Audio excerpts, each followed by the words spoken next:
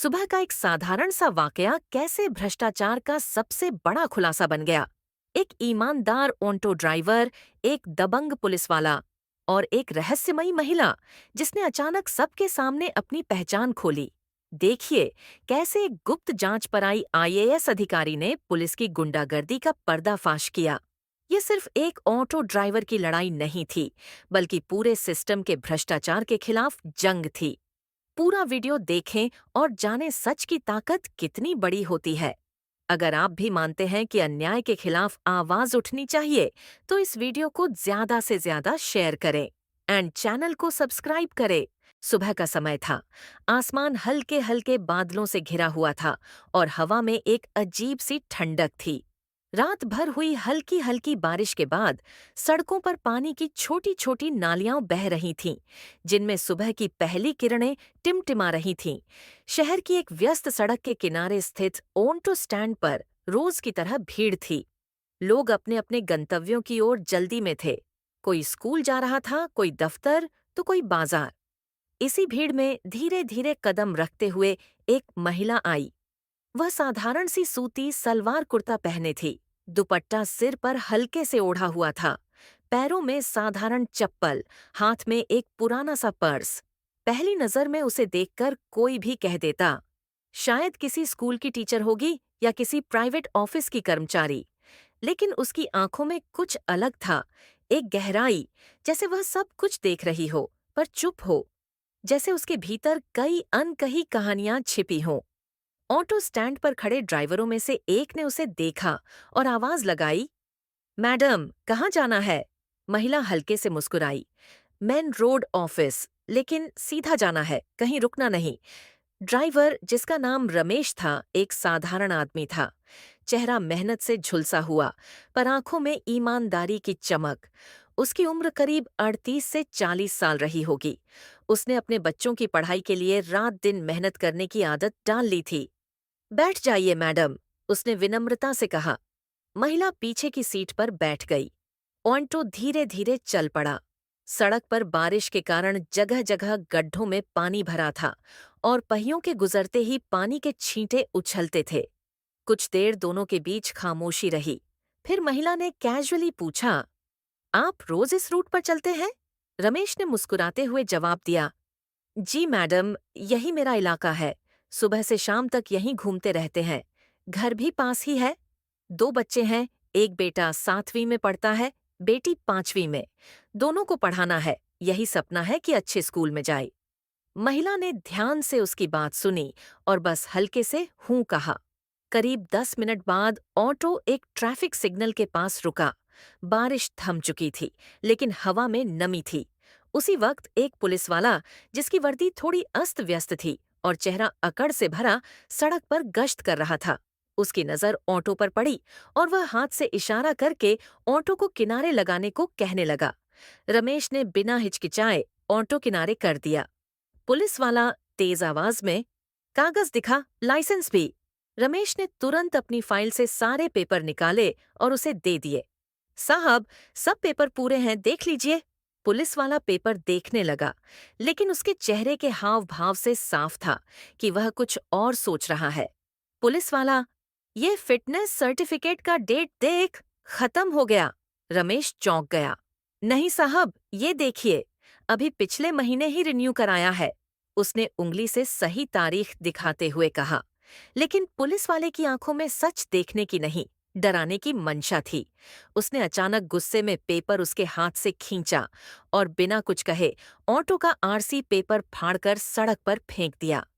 रमेश के चेहरे का रंग उड़ गया। वह समझ नहीं पा रहा था कि उसने ऐसा क्यों किया। साहब, ये क्यों फाड़ दिया? मैंने क्या गलती की?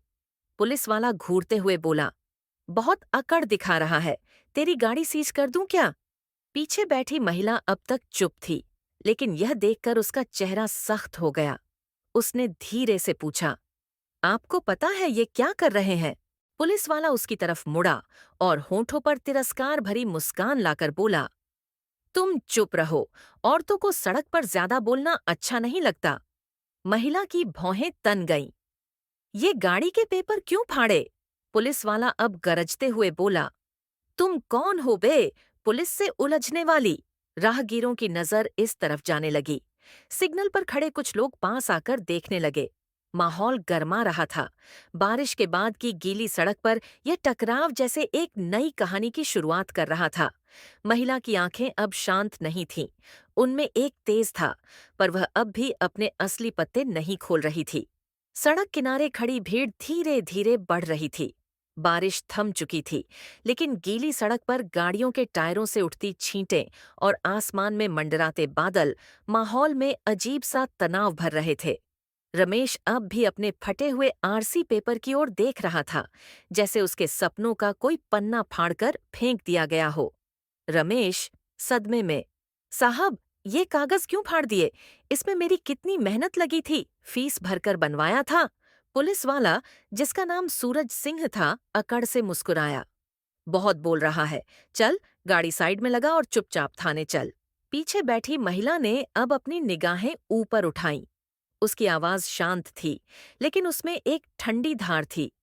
आपको पता है ये क्या कर रहे हैं? सूरज सिंह ने उसकी तरफ तिरछी नजर डाली और होठों के कोनों पर हल्की सी हंसी आई। तुम चुप रहो, औरतों को सड़क पर ज्यादा बोलना अच्छा नहीं लगता। महिला ने एक पल के लिए उसकी आंखों में देखा, बिना पलक झपकाए। औरत हो या आदमी, सवाल पूछना किसी का हक है। ये गाड़ी के पेपर क्यों फाड़े? भीड़ में खड़े कुछ लोग आपस में फुसफुसाने लगे। लगता है मैडम डरने वाली नहीं है। देख, पुलिस वाला गुस्से में आ जाएगा अब।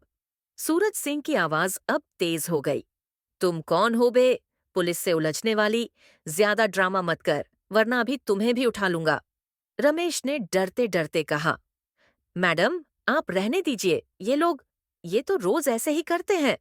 महिला ने उसकी बात अनसुनी कर दी और सूरज सिंह की आंखों में देखते हुए बोली, तुमने कानून तोड़ा है और जो तुमने किया है उसका जवाब देना पड़ेगा।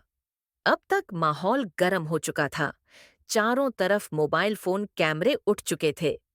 किसी ने सोशल मीडिया पर लाइव शुरू कर दिया था। कुछ राहगीरों ने आवाज दी, अरे, क्यों परेशान कर रहे हो ड्राइवर को? सारे पेपर हैं उसके पास। हाँ, औरत से ऐसे बात करता है कोई? सूरज सिंह ने भीड़ को घूरा। सब चुप रहो, वरना सबको थाने ले जाऊंगा। महिला का चेहरा अब पत्थर जैसा था, लेकिन उसकी आंखों में गुस्सा और धैर्य दोनों साथ थे। सूरज सिंह ने वॉकी टॉकी उठाया और थाने में अपने साथियों को बुलाया। हाँ, 2 लोग जल्दी भेजो, यहाँ एक गाड़ी और एक औरत को थाने ले जाना है। रमेश घबरा गया। मैडम, ये तो सच में हमें उठा ले जाएंगे, महिला ने धीरे से कहा। तुम बस चुप रहो और देखो। कुछ ही मिनटों में 2 पुलिस वाले जीप लेकर आ पहुंचे। सूरज सिंह ने इशारा किया। इसे, महिला की ओर इशारा करके, गाड़ी में बिठाओ और इस ड्राइवर को भी। महिला ने बिना किसी प्रतिरोध के जीप की ओर कदम बढ़ाए, लेकिन उसकी चाल में कोई डर नहीं था। यह अजीब था, जैसे वह खुद इस सफर को देखना चाहती हो। रमेश ने एक बार फिर विरोध करने की कोशिश की। साहब, मैंने क्या किया? मेरे सारे पेपर। सूरज सिंह धमकाकर। चुप, ज्यादा बोले तो अभी जेल में सड़ा दूंगा। जब जीप महिला और रमेश को लेकर चली, तो पीछे खड़े लोग आपस में बातें करने लगे। लगता है मामला बड़ा है। वो महिला कोई आम नहीं लग रही थी। देखना, आगे कुछ न कुछ जरूर होगा। बारिश की बूंदें फिर से गिरने लगीं, जैसे आसमान भी इस टकराव को महसूस कर रहा हो। बारिश अब हल्की बूंदाबांदी में बदल चुकी थी। जीप का वाइपर लगातार आगे पीछे घूम रहा था, जैसे इस सफर के हर सेकंड को गिन रहा हो। सड़क किनारे बारिश की गंध मिट्टी में मिलकर एक अजीब सा भारीपन पैदा कर रही थी। महिला और रमेश दोनों जीप की पिछली सीट पर थे। रमेश के हाथ बेचैनी में कांप रहे थे। वह बार बार अपने पसीने से भीगे माथे को पोंछ रहा था। रमेश धीरे से, मैडम, मैंने तो कुछ किया ही नहीं। ये लोग क्यों हमें थाने ले जा रहे हैं? महिला ने हल्के से उसकी ओर देखा, जैसे उसे भरोसा दिला रही हो। चुप रहो, जितना कम बोलोगे उतना अच्छा। सामने ड्राइविंग सीट के पास बैठे सूरज सिंह ने अपने साथी से हंसते हुए कहा। देखा, ऐसे ही अकड़ दिखाते हैं, 2 मिनट में लाइन पर आ जाते हैं। सामने वाला साथी बोला। हाँ, और ये औरत लगता है किसी बड़े घर की है, तभी इतनी अकड़ है। सूरज सिंह ने हल्की हंसी के साथ कहा। बड़ा घर हो या छोटा, थाने की हवा सबकी अकड़ निकाल देती है। महिला चुपचाप खिड़की के बाहर देख रही थी। उसकी नजर सड़क पर नहीं थी, बल्कि कहीं और, जैसे वह हर गली, हर मोड़, हर आवाज को याद कर रही हो। अचानक उसने धीरे से अपने दुपट्टे के नीचे हाथ डाला और पर्स से मोबाइल निकाला। मोबाइल को उसने ऐसे पकड़ा कि सामने बैठे पुलिस वालों को न दिखे। सिर्फ कुछ सेकंड में उसने एक छोटा सा मैसेज टाइप किया और भेज दिया। मैसेज इतना छोटा था कि कोई पढ़े तो समझे ही नहीं, लेकिन जिसे भेजा गया था वह शायद सब समझने वाला था। संदेश भेजने के बाद महिला फिर से उसी खामोशी में लौट आई, जैसे कुछ हुआ ही न हो। जीप शहर के भीतरी इलाकों से गुजर रही थी। सड़कों के किनारे छोटे छोटे दुकानें, पान की घुमटियां, चाय के ठेले, हर कोई बारिश से बचने के लिए छज्जों के नीचे खड़ा था। रमेश ने हिम्मत करके फिर कहा, मैडम, अगर आपको कुछ पता है तो प्लीज बताइए, मुझे डर लग रहा है। महिला ने सिर्फ इतना कहा, जो डर रहे हैं वो डरने वाले नहीं होते, और जो नहीं डर रहे वो असली खतरे में होते हैं। रमेश उसकी बात का मतलब समझ नहीं पाया, लेकिन उसके शब्दों में अजीब सा भरोसा था। करीब 15 मिनट बाद जीप एक पुराने पीले रंग के 2 मंजिला थाने के सामने रुकी। बाहर लोहे का बड़ा गेट था, जिस पर जंग के निशान साफ दिख रहे थे।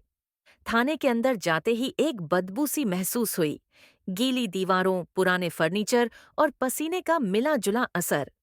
ड्यूटी ऑफिसर, जो मेज के पीछे बैठा था, ने जैसे ही महिला को देखा, उसकी आंखों में एक पल के लिए पहचान की चमक आई।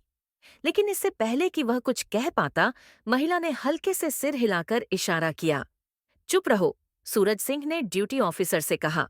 इस औरत ने सड़क पर बदतमीजी की है और ड्राइवर के कागज भी गड़बड़ हैं। दोनों को बैठाओ, बाद में देखेंगे। ड्यूटी ऑफिसर ने औपचारिकता निभाते हुए कागजों पर कुछ लिखा और इशारे से एक सिपाही को बुलाया। सिपाही महिला के पास आया और बोला, चलो अंदर बैठो। महिला को एक पुराने, अंधेरे कमरे में बिठा दिया गया। वहां एक टूटी हुई लकड़ी की कुर्सी और दीवार पर पंखा था, जो चल तो रहा था, लेकिन आवाज ऐसे कर रहा था जैसे हर पल टूटने वाला हो। रमेश को अलग कमरे में ले जाकर धमकाया गया। अगर ज्यादा बोले तो तेरे ऊपर चोरी का केस डाल देंगे। करीब आधे घंटे बाद बाहर थाने के गेट पर हलचल शुरू हो गई। कुछ लोग इकट्ठा हो गए थे। उनकी आवाजें अंदर तक सुनाई दे रही थीं। ड्राइवर को छोड़ो, पुलिस वाला गुंडागर्दी कर रहा है। रमेश ने सोचा कि शायद किसी ने उसके परिवार को खबर दी होगी, लेकिन महिला का चेहरा देखकर लगता था कि वह पहले से इस भीड़ की उम्मीद कर रही थी। थाने के पुराने, सीलन भरे गलियारे में पंखों की चरमराहट और बाहर हो रही बारिश की हल्की हल्की थपकियां मिलकर एक अजीब सा माहौल बना रही थीं। भीतर एक कमरे में महिला शांति से बैठी थी, लेकिन उसकी आंखों में वो ठहराव था जो तूफान से पहले आता है। थाने के मुख्य दरवाजे से ड्यूटी ऑफिसर धीमे कदमों से महिला के कमरे की ओर आया। जैसे ही उसने दरवाजा खोला और महिला का चेहरा देखा, उसकी आंखों में क्षण भर के लिए पहचान की चमक दौड़ गई। वह लगभग फुसफुसाते हुए बोला, मैडम, आप? महिला ने तुरंत अपनी उंगली होठों पर रखी। चुप! उसकी आंखों में आदेश था और ड्यूटी ऑफिसर का चेहरा एकदम सख्त हो गया, जैसे वह कुछ भी न जानता हो। कमरे के बाहर सूरज सिंह और उसके 2 साथी खड़े थे। एक साथी ने ड्यूटी ऑफिसर से कहा, सर, इनसे फॉर्म पर साइन करवा लो, लिख दो कि सड़क पर बदतमीजी की थी। ड्यूटी ऑफिसर ने महिला की ओर देखा, जैसे इशारे में पूछ रहा हो कि क्या करना है। महिला ने बिना बोले बस हल्का सा सिर हिला दिया। अभी नहीं। सूरज सिंह चिढ़ गया। अरे, ज्यादा नाटक मत कर। तू सोच रही है कि यहाँ बैठकर हमें हिलाएगी? यहाँ सीवीसी भी हमारा है, जो दिखाना चाहे वही दिखाएंगे। महिला की आंखें एक पल के लिए उसके चेहरे पर ठहर गईं, जैसे उसकी हर बात याद रख रही हो। सूरज सिंह ने सिपाही को इशारा किया, इसे बैठने मत देना, खड़े खड़े थक जाएगी तो अकड़ निकल जाएगी। सिपाही ने महिला से कहा, चलो खड़े हो जाओ। महिला ने बिना कोई प्रतिक्रिया दिए कुर्सी छोड़ दी और चुपचाप खड़ी हो गई, लेकिन उसके चेहरे पर थकान का कोई निशान नहीं था। वह अब भी एकदम सीधी, बिना झुके खड़ी थी। उधर थाने के बाहर माहौल बदल रहा था। पहले कुछ ही लोग थे, लेकिन अब दर्जनों लोग इकट्ठा हो चुके थे। उनमें से कुछ के हाथों में मोबाइल थे, जो लाइव वीडियो चला रहे थे। कुछ लोग चिल्ला रहे थे, अन्याय नहीं चलेगा, ड्राइवर को छोड़ो। बारिश अब तेज हो चुकी थी। पानी की बूंदें थाने की जंग लगी छत से टप टप गिर रही थीं और बिजली की गरज माहौल को और तनावपूर्ण बना रही थी। दूसरे कमरे में रमेश को बैठाकर दो सिपाही उससे पूछताछ कर रहे थे। तेरी गाड़ी के कागज नकली हैं। बता, किससे बनवाए? रमेश बार बार कह रहा था। साहब, सब असली हैं। आप चाहें तो आरटीओ से चेक कर लें। एक सिपाही ने धमकी दी। अगर जुबान ज्यादा चली तो चोरी और मारपीट का केस भी डाल देंगे। रमेश की सांसें तेज हो गईं, लेकिन तभी उसे बाहर से आने वाली भीड़ की आवाज सुनाई दी। वह समझ गया कि बाहर लोग उसके लिए खड़े हो रहे हैं। उसके दिल में थोड़ी हिम्मत लौट आई। महिला अब भी चुपचाप खड़ी थी, लेकिन उसके मन में एक एक पल की गिनती चल रही थी। उसे पता था कि बाहर क्या हो रहा है, और यह भी कि अंदर हर पुलिसकर्मी की नजर उस पर है। उसने कमरे में लगी दीवार की घड़ी पर नजर डाली, फिर धीरे से अपना दुपट्टा ठीक करते हुए पर्स से मोबाइल निकाला। उसने किसी को कॉल नहीं किया, बस एक मैसेज चेक किया। जवाब आ चुका था। जवाब छोटा था, टीम पास है। महिला की आंखों में हल्की सी चमक आई। थाने के बाहर अचानक एक सफेद वैन आकर रुकी। उस पर बड़े बड़े अक्षरों में लिखा था, सिटी न्यूज। कैमरामैन और रिपोर्टर बारिश में भीगते हुए अंदर की ओर बढ़े। गेट पर खड़े सिपाहियों ने रोकने की कोशिश की, लेकिन भीड़ का दबाव इतना था कि वे सीधे थाने के बरामदे तक आ पहुंचे। रिपोर्टर चिल्ला रहे थे, यहाँ एक महिला और ड्राइवर को गैर कानूनी तरीके से पकड़ा गया है।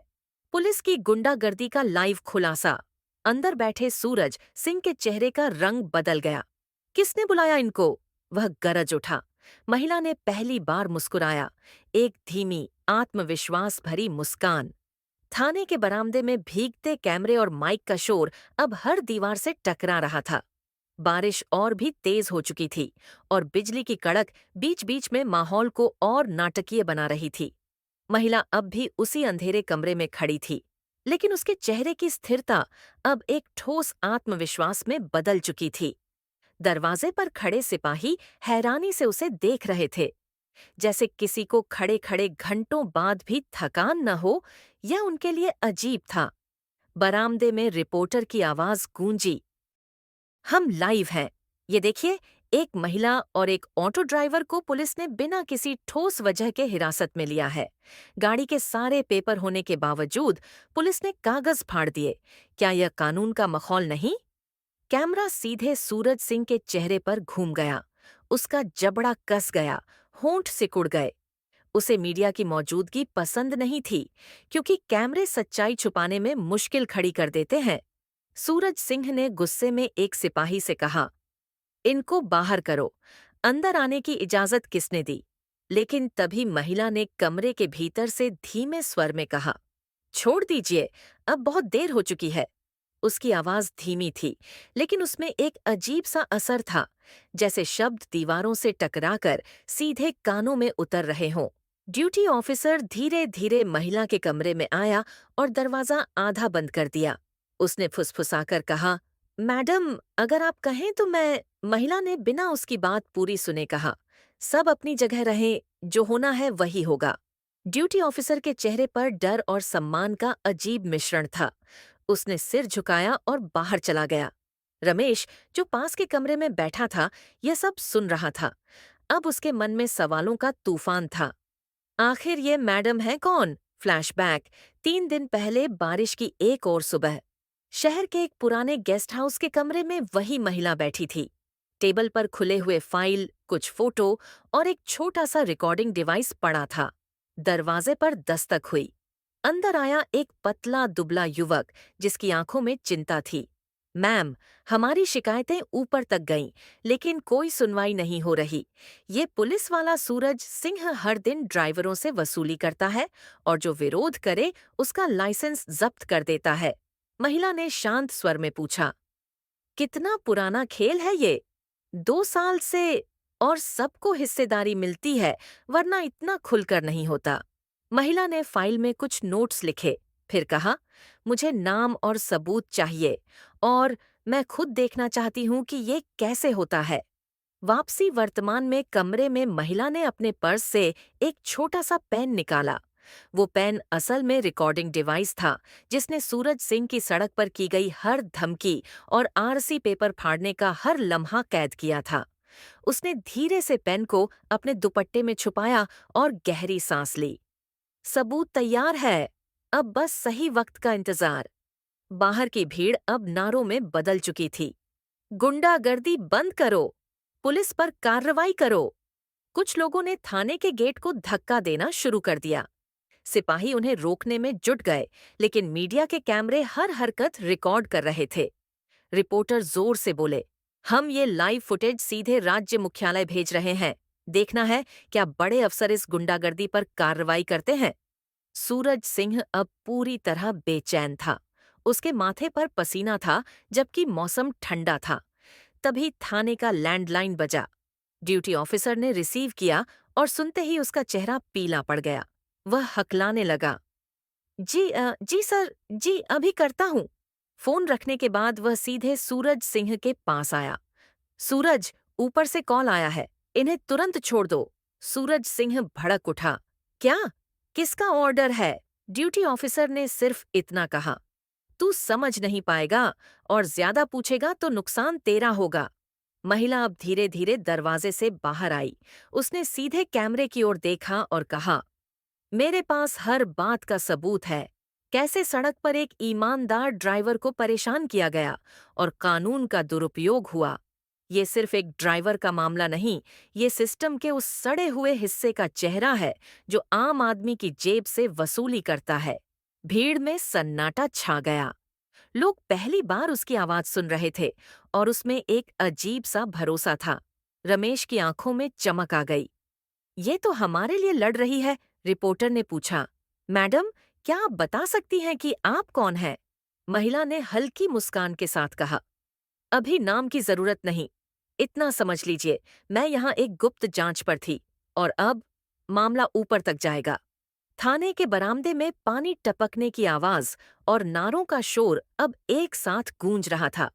मीडिया के कैमरे लगातार ऑन थे और हर सेकंड लाइव फुटेज राज्य के बड़े अधिकारियों तक पहुंच रहा था। महिला अब भी भीड़ के बीच खड़ी थी, लेकिन उसकी आंखों में अब किसी तरह का रहस्य नहीं था। अब वहां खुला आत्मविश्वास था, जैसे वह अपना असली पत्ता खेलने वाली हो। सूरज सिंह अपनी जेब से रुमाल निकालकर माथा पोंछते हुए बोला, देखो, ये सब पब्लिक ड्रामा है, इसमें कुछ नहीं है। मैडम, आप भी मीडिया के सामने ये सब कहकर क्या पाएंगी? आपको नहीं पता यहाँ किसका राज चलता है। महिला ने उसकी ओर सीधा देखा। मुझे सब पता है और यही तो मैं दुनिया को दिखाने आई हूँ। भीड़ में से एक रिपोर्टर ने जोर से पूछा, मैडम, क्या आप अपना नाम और पहचान बताएंगी? महिला ने गहरी सांस ली और अपनी आवाज को इतना ऊंचा किया कि थाने के हर कोने में गूंज उठी। मेरा नाम अदिति चौहान है, आईएएस अधिकारी, जिला प्रशासन की संयुक्त सचिव। आज मैं यहाँ अपनी असली पहचान के बिना आई थी, एक गुप्त जांच के लिए।